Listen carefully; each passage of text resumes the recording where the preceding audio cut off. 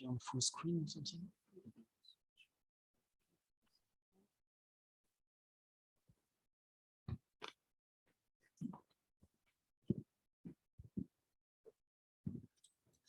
Okay, so now we have Amandra Pandey from Laboratoire Aimé Coton. Amandra is going to talk about calculation of atomic and molecular properties of rubidium atoms for ultra-cold molecule-molecule collisions. So you can start the talk if you want, and you have a pointer later here. Yes, this is a bit odd, but yeah. Yeah, okay. Yeah, okay. So today I will talk about my project here, which is COCO-TRAMOS project, which stands for collision in a cold trapped molecular sample prepared in a well-defined quantum state. And it is a collaboration between two groups. One is experimental group in Brazil, based in Brazil. Another is our group at LAC. And this is, I mean, in this project, we aim to study the interaction between RB2 molecule with another RB2 molecule in a cold sample. So here I've just listed the experimental scheme for obtaining this, I mean, detecting the results of this interaction between two molecular species of RB. And in the first part, we need to prepare the molecular RB samples to make a cold molecular sample. We start with a supersonic molecular beam. So normally in many experiments, the cold molecular samples are created from already a cold atomic sample via magneto-optical associations and so on. But here we aim to study, we aim to prepare the molecular sample already from a molecular beam, supersonic beam. But that means that the molecular beam will start from a distribution of vibrational and rotational lines of, let's say, sigma G ground state of RB2 plus. So here we begin at this position with some distribution in many vibrational states and rotational states. So at the temperature we aim to operate, it could be around, I mean, till 5 vibrational states. It could be, you will observe the population in 5 vibrational states and many, let's say, 10 rotational states. And the first aim is to cool down the molecule in V is equal to 0 and J is equal to 0 state of the ground state of rubidium molecule. So for that, we use this scheme to populate, I mean, to use the optical pumping in another electronic state of RB2. And then this transition will be used to pump down the molecule in V is equal to 0 vibrational state here. We will be using some laser profiling to avoid, let's say, so for the rotational de-excitation in J is equal to 0, we will be using some laser profiling to avoid the R branch, and that will cool down the molecules to Z is equal to 0 state here. And because it is coming in a supersonic beam, we will use Giemann slower to cool down the translational motion. And finally, at the end of Giemann slower, we expect to have a cold molecular beam itself to work with.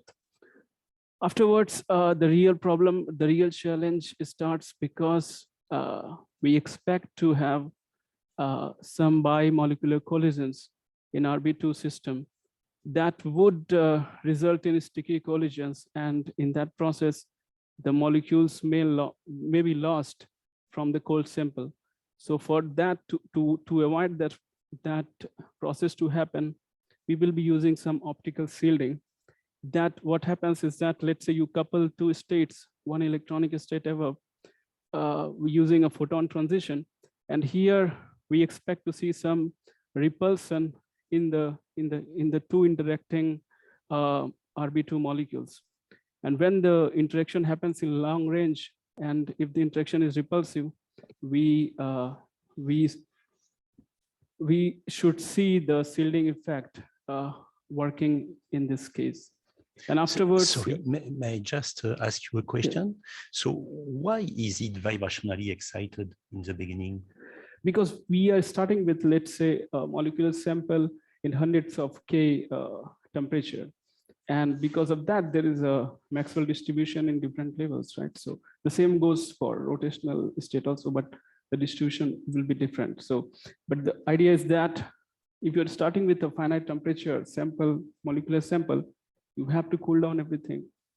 And you cannot use simply a buffer gas, it's not enough? The buffer gas would not be dense enough. And these are supersonic beams.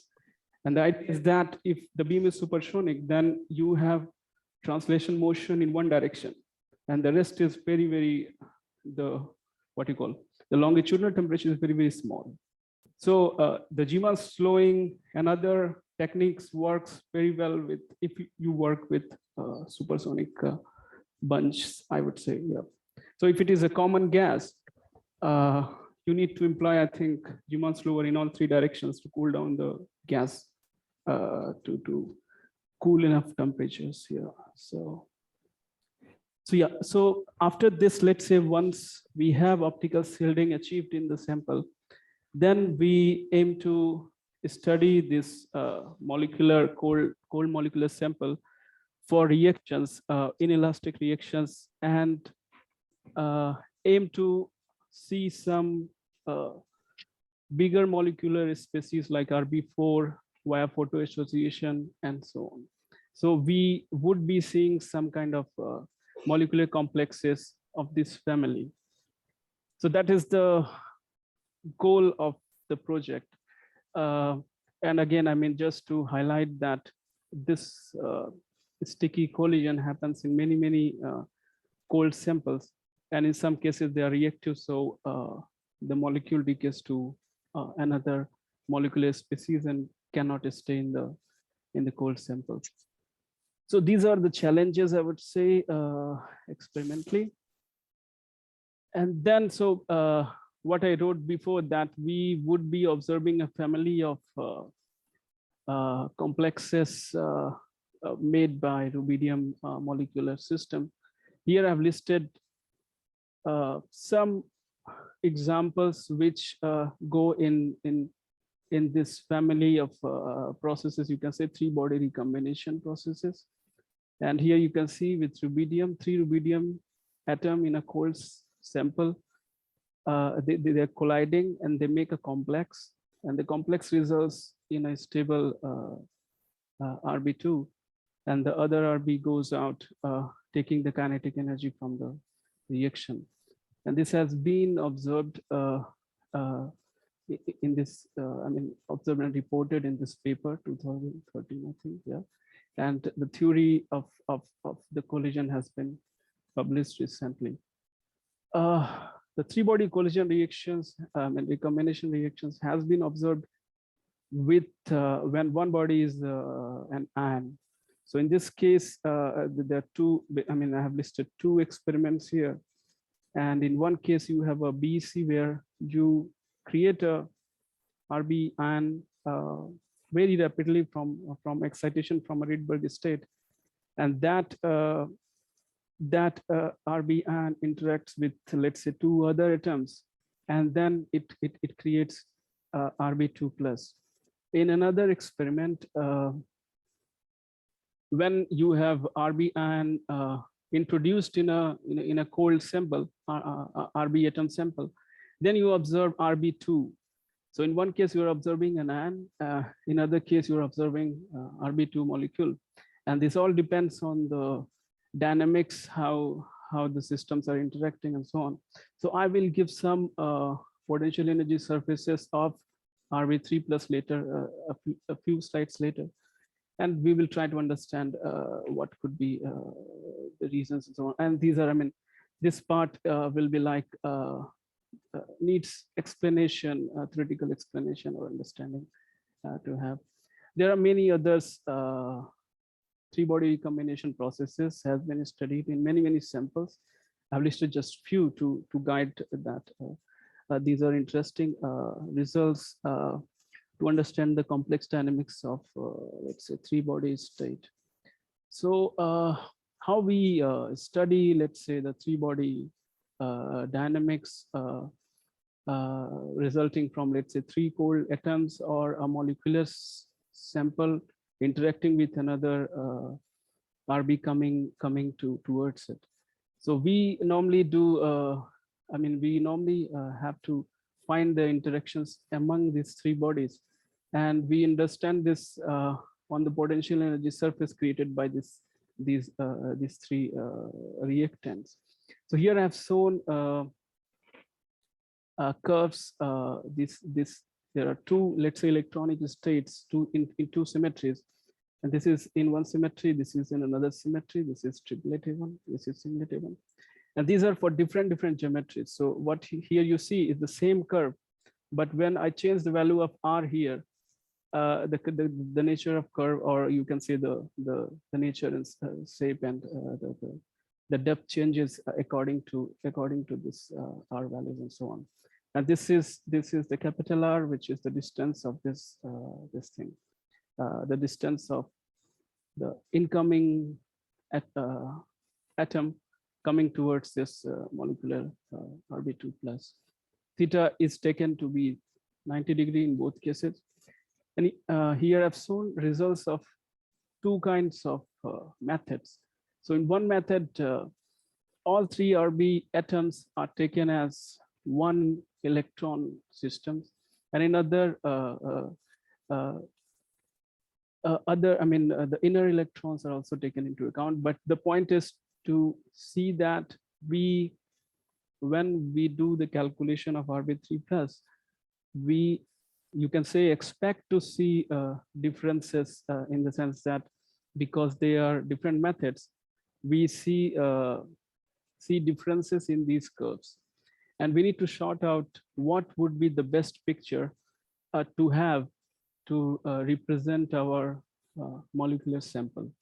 So this is just to say that when I'm taking two different pictures for RB, we get what you call, let's say these two curves are not identical. There is some differences. So we need to find the best representation for molecular ion to go ahead and do the rest of dynamics to explain experimental results.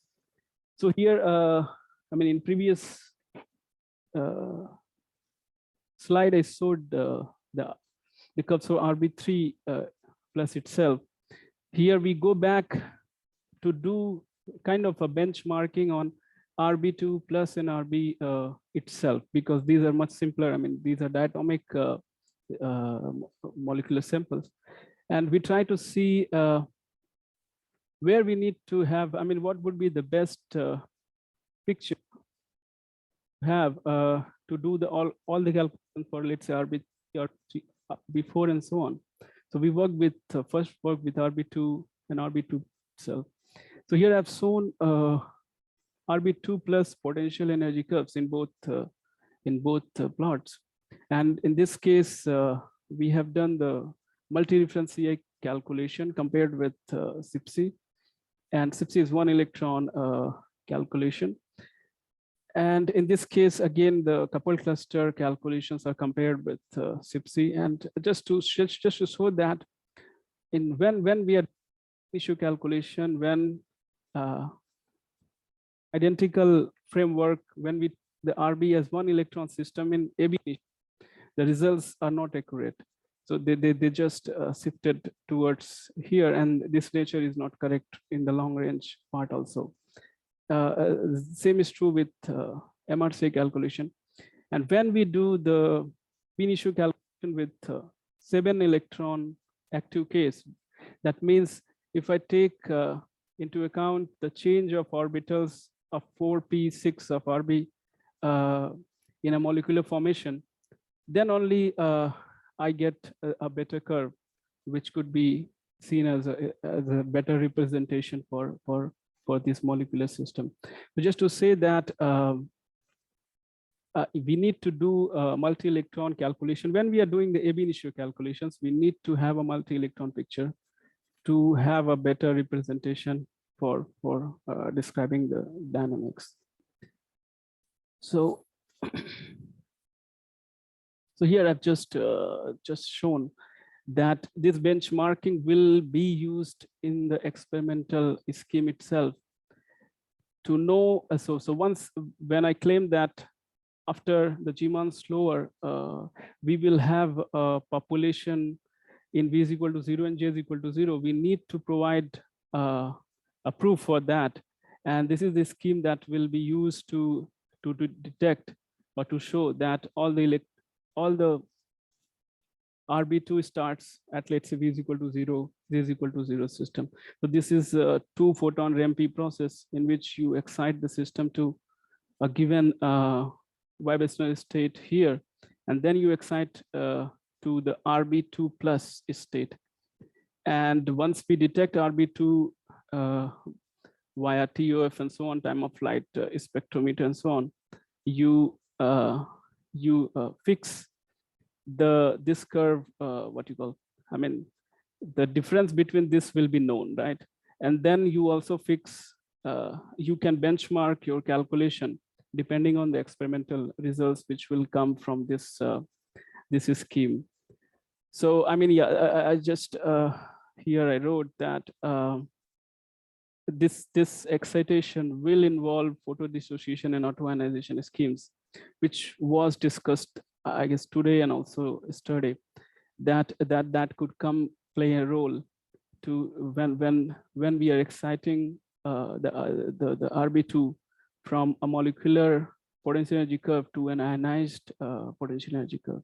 And this too will play a role deciding how the population happens in the upper state here.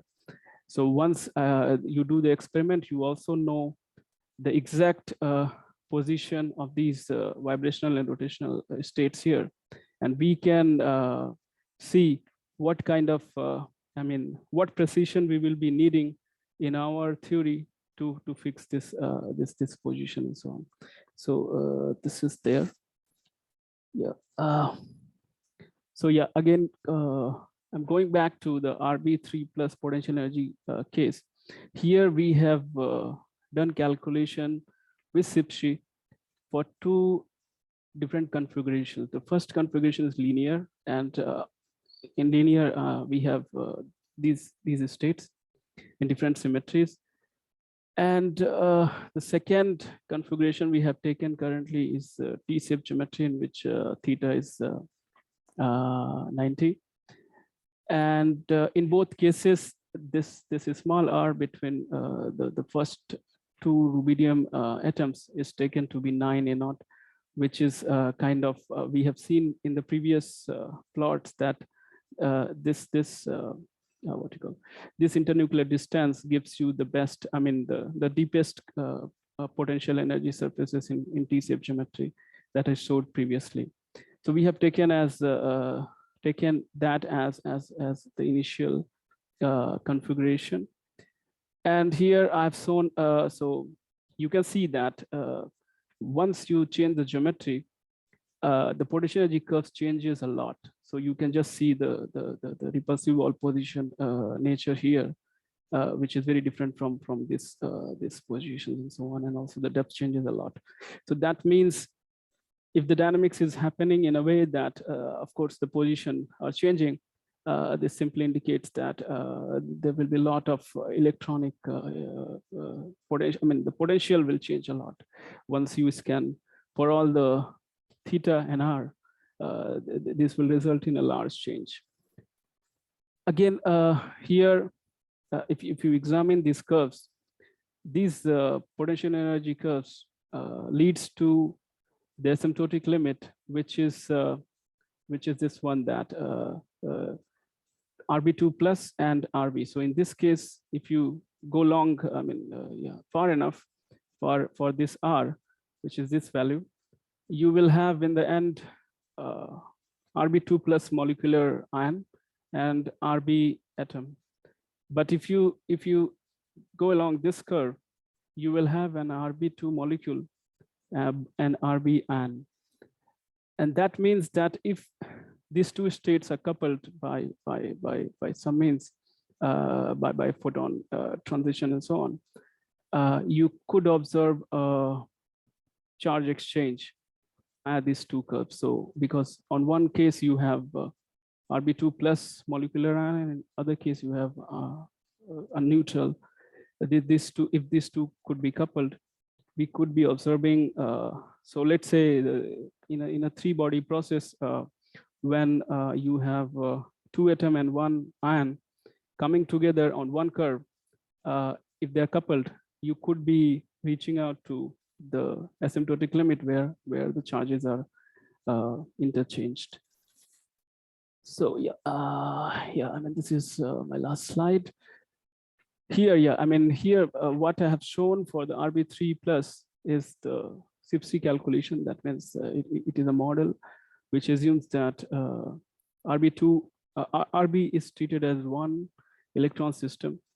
And here I have plotted two surfaces, two maps for theta is equal to 90 and theta is equal to 0. So this is linear geometry and this is T-shaped geometry. And these are the regions where you have a formation of, I mean, these are the deepest region, these are the repulsive part. So here you could form a system, Rb3 plus system, and so on. So, I mean, we need to do the many electron calculation, ab initio calculations for Rb3 systems, and we have identified certain properties that you must include, let's say, the inner orbitals to have an accurate result for ab initio calculations. And once we do that, let's say once we have some representation coming from MRCI and CCSD calculations, then only we can say that whether the inner electrons contribute in these reactions and so on and so forth.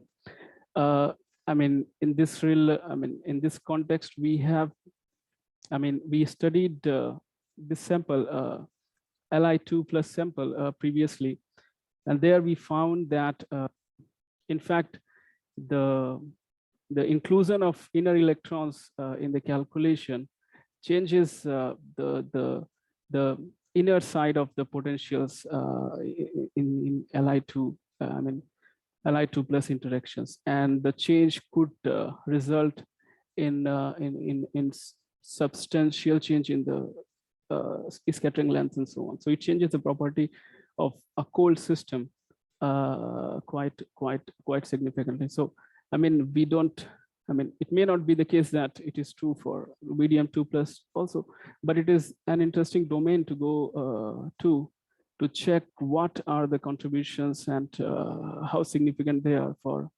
heavier systems like Rb. And once we have these kind of maps for all the, for different values of configuration for R and R, we would like to have some reaction path that would define, let's say, the reactions. I mean, what you call the pathways that reactions take. We will be finding once we have these maps for curves. And of course, we will be doing some long-range interaction calculations to define these two what you call processes that I talked in the first slide, that when we are doing the shielding, we will be using long-range interactions to have the picture that will govern the shielding process. So yeah, that is all. I mean, yeah. So I mean, it is still in the very. It is not a complete project, but we have started to see, for, let's say, to begin with, for Rb2 and Rb2 plus, that what could be the best picture to take to when we are going to talk about the higher complexes like Rb3 plus and Rb4 plus and so on. So that is all for today. Yes. Very much time. Yeah. Yes, thanks.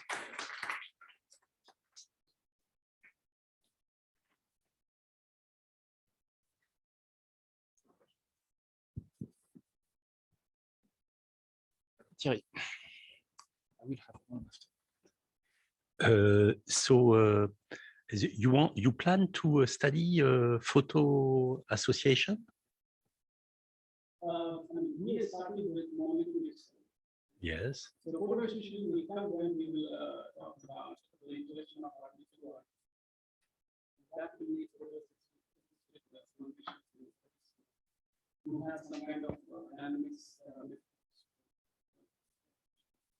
But still, I mean, even in the experimental part, still we need to go to the first step where we have a molecular sample prepared in P0 to 0, 0 to 0. So that needs to be achieved first, and then we'll talk about it. And you want also to study 3-body collisions, or? I mean, this part of the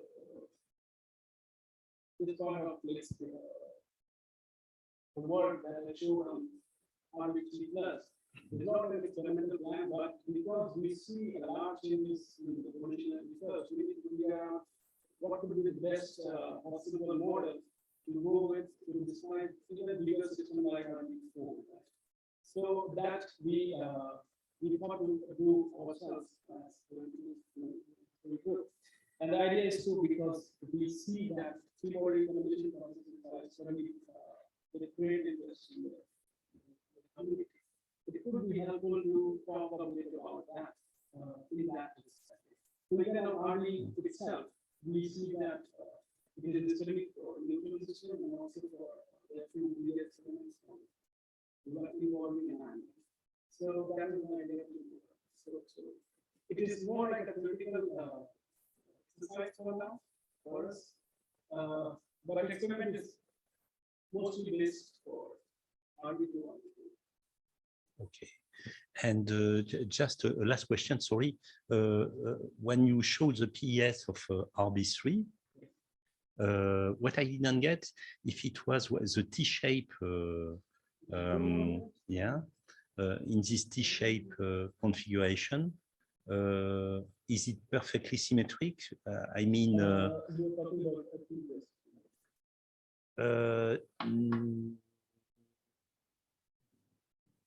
yes, it could, yeah. And at equilibrium, in fact, the 3 distance, the 3 RB distances are equal or not? No? Okay. So I mean, that could be equal for different dimensions. So let us say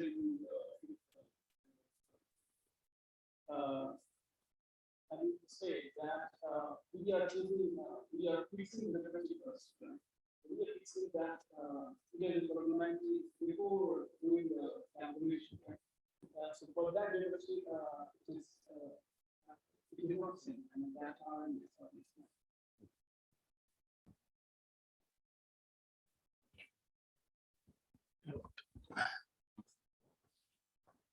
In the same vein, is there somewhere in the landscape a RB3 plus molecule with a 3 RBs equivalent?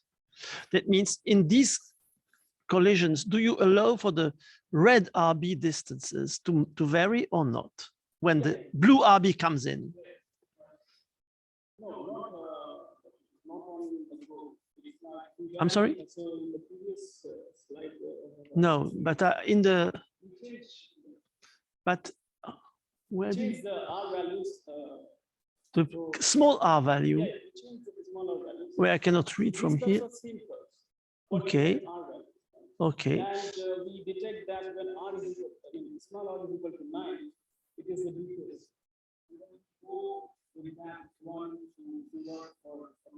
But would this approach find an RB3 plus molecule with, I don't know which symmetry? Yeah, okay, so I should confirm that. Okay, so we are not, I mean, I understand the point. I think that we are not claiming that this is group in a collision, let's say if you begin with an RB2 molecule and then another atom is coming, obviously it will happen that all the distance will change.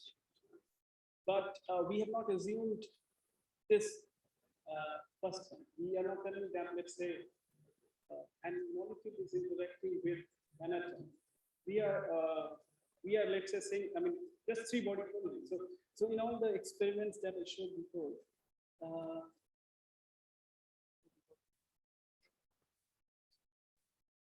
so like in these experiments where 3 body recombination, people are not claiming that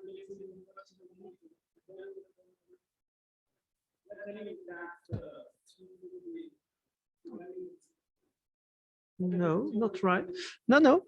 When the other is coming here, it could be that it goes somewhere to the equilateral triangle or some, what do you say, breaking of symmetry of that, like A3 plus or any 3 plus, I don't know. But I'm not speaking about dynamics, I'm speaking about potentials. So just for example, let's say when we detect RB2 plus RB2 in the next one, and they are also doing reactive to detect this RB2. It cannot form a sequential equivalent. It can only form in its two-body. Then only you have otherwise, two-body equation will not. I don't know this.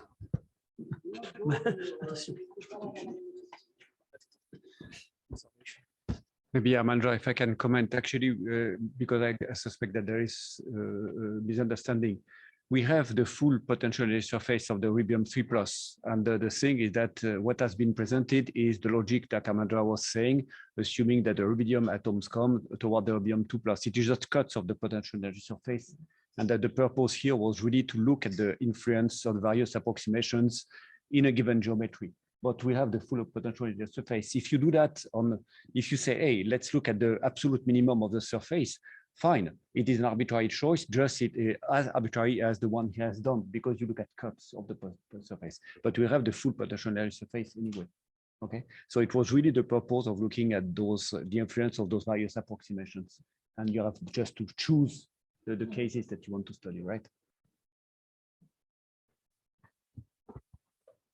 Can you come back on your last slide about the charge transfer?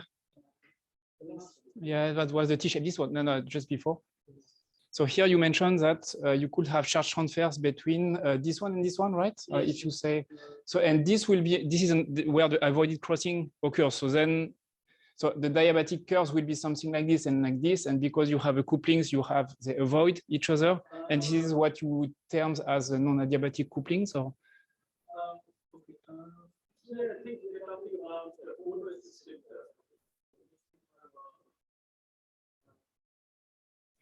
for me, this is two. From one state to the other state.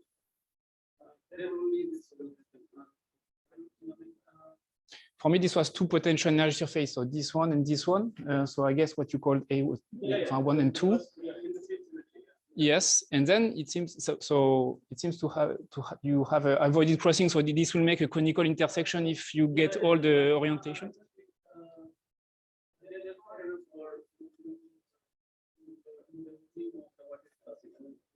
So yeah, it seems to be far enough. So like for H3+, so the same charge transfer, but with hydrogen, I think it's much closer. And then you might have a. Yeah. So yeah.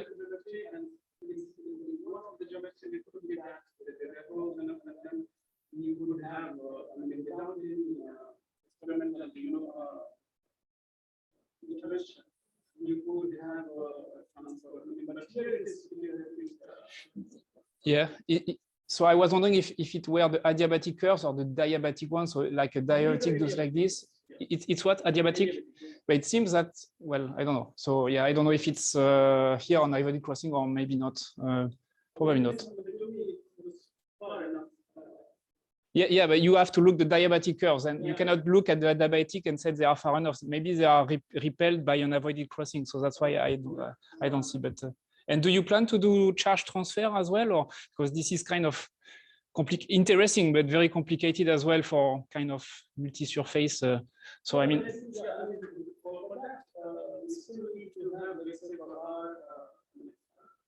for very many geometries, we need to have surfaces to. I see. Yeah, I see. Yeah, this is just one. Okay, yes, and there are many curves as well. Okay. Yeah, okay. I see. Yeah. Okay. Yeah. Then I think you could have all the geometries. Yes. Then you could go from, let's say, without the constraint on the geometry, you could go just follow the minimum energy curve, we can say, and okay. So, okay. Still, in that way, it is limited. Yeah, I see. Yeah. Yeah, this is difficult. I mean, the charge transfer is even for H plus H2 plus to, I mean, replace RB by H is already complicated, but it's still interesting to do the dynamics. So using multi-surface and hyperspherical coordinates as well. So more questions, Olivier? Maybe just a comment on that. Actually, if you go back to the graph that you have shown with the curves, yes. Actually, here, if you take the situation this way, you see that the lowest channel is the neutral rubidium and rubidium 2+, which would be the natural initial state if you run a calculation, if you run an experiment, because you would not have rubidium plus. So in that sense, you would not then expect any charge exchange in that particular case, just for an energy reason, right? The lowest channel is the one that is actually the entrance channel. Now, if you look upstairs, that's true that assuming that you have the possibility to have a neutral rubidium 2 molecule and a rubidium plus ion, then we see that yes, indeed, the gap is quite large to assume that you would have charge exchange.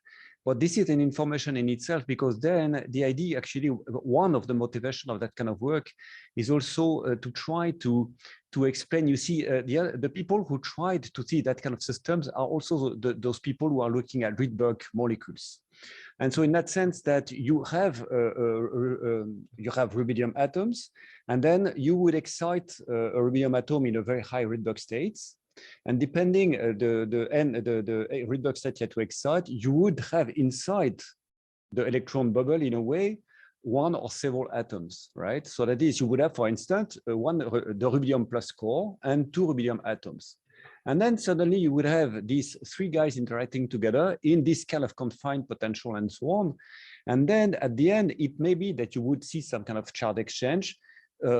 I mean, based on those curves, which should be then modified to this thing. But it is just like, in a way, the first step to try to provide information if you want to really look at that kind of system in a hopefully more complex environment. So let's put it this way. But you're right that if you take the bare system like that, you would not expect any charge exchange at first, at least at low energy. Yeah, fine. So if you see, I mean, in these experiments, what Olivier is saying is that in the BEC experiment, this rubidium ion is created in that fashion, that you have first Rydberg atom, and they excite the Rydberg atom to ion, and they claim, I mean, the same logic that in this category, because you had the Rydberg ion, you have many atoms nearby to collide with them. So, that's I mean, scenario changes. It could be like charge exchange could be happening, but yeah, it depends on the. I mean, so in this case, I mean, I think the initial the start would be here, then, right? Because then you start with one atom, one ion, right? And if you are near this curve, then there could be couplings happening. But again, I mean, just see that in these 2 geometries, a lot of changes, right? So, and when we are talking about everything in a fly, in a collision, there are many geometries which could be optimizing. Yeah, so it could be like. Then that's why it goes to hyperspherical code. Yeah. Yeah. Yes, yes, yeah. And after it's the goal of this Yeah. nuclear arrangement, which is Yeah. So I mean, that's why I showed this two experiments that in one case, when you start with RB1, then you are getting RB2, right? But when we are starting in a BC and creating the RB in such a way, in the last moment, you can say from a Rydberg atom, then you are getting RB2 plus detection. So of course, this suggests that they are complex enough to access a few bugs, I think. Yeah, that makes sense. Yes. Okay, let's thank Amandra again, and let's close this session of today. Yeah, nice. Okay.